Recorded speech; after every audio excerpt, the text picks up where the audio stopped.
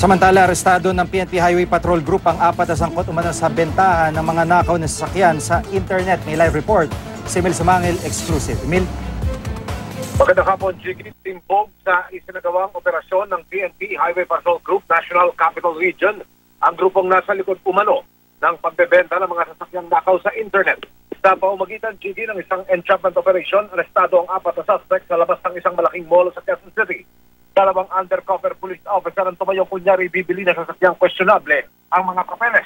Nang magkaabutan na ng bayad, ito na ang naging hudyat para dakpin ang unang 2 suspect. Ang 2 pang suspect nahuli naman bago makatakas sakay ng isang Toyota Fortuner.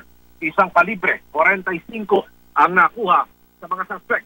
Sa verification Jiggy ng mga otoridad, lumabas na siyang katutak ng palang carnapping incident ng kinasangkutan di umano ng mga suspect. Batay ito sa walang tigil na pagdagsa ng mga complainant sa Campo Crame. Ang sasakyang pinupuntirya ng mga suspect, Mitsubishi L300 FT utility vehicle. Ito raw ayon sa HPG ang pinaka-in-demand na tinatangay ngayon.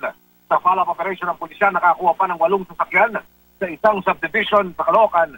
1 hanggang 2 sasakyan daw ang minanakaw kada araw batay sa datos. Ang mga salik daw, madaling ibenta, mataas ang demand at multi-purpose vehicle kasi.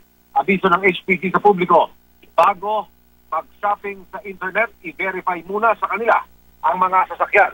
Napapasok-pasok lang, Jiggy, na impormasyon sa mga oras na ito, umabot na sa 16 na sasakyang naka-alarma ang na-recover ng PNP Highway Patrol Group National Capital Region mula sa operasyon na yan sa magkakahiwalay na subdivision sa Bagumbong, Caloocan.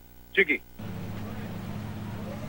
Emil, yung grupo kung saan na-recover tong binabanggit mo na 16 na sakyan, iisa lang ang grupo. Ito ba yung naaresto o magkakaibang grupo ang pinagmulan ng mga sasakyan na to? Ang lumalabas, Jiggy, sa investigasyon ng PNP HPG, isang grupo sila.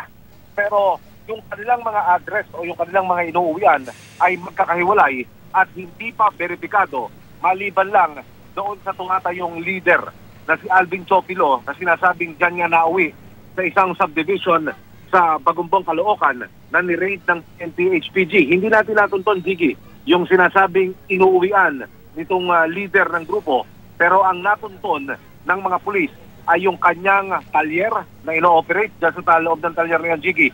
4 na sasakyang naka-alarma at walang mga kaukulang papeles ang na-recover.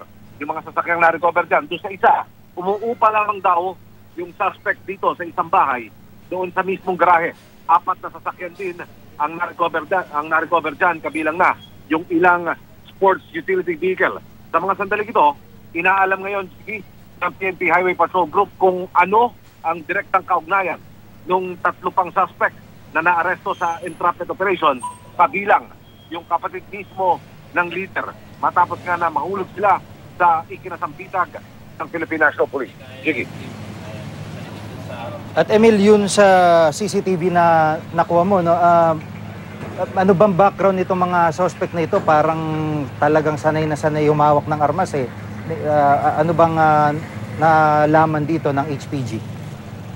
Ang lumalabas, Jiggy, batay mismo doon sa isang pistolang nakuha ng mga pulis mula sa mga suspect, isang Glock caliber 45, Glock 21 kung tawagin, makabago at hindi basta-basta ang presyo. Jiggy, doon sa background naman nitong mga suspect na ito, sinasabing internet o yung Facebook, yung kanilang ginagamit na means para makapagbenta ng mga sasakyan.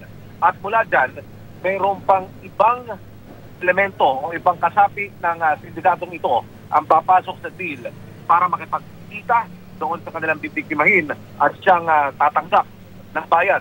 Meron daw insidente, Jiggy, na sa halip na ituloy yung deal, ang ginagawa pa ng mga suspect, yung sasakyang dala-dala ng kanilang prospect buyer ay tinatangay din at maging itong mga biktima ay pistulang hino-hold up at tinatangay ng pera saka inaabandona sa ibang lugar. Pero hanggang sa mga sandaling ito, hindi pa lumulutang yung complainant sa kaso na yan, kaya ginamantala na rin ng PNP HPG sa panayam natin kanina na kung maaari na nagbiktima pa dito sa klase ng modus na ito, partikular yung grupo ay makipagtulungan sa kanila, pumunta sa PNP HPG NCR Head Office.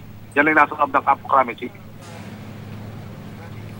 Maraming salamat, Emil Sumangil.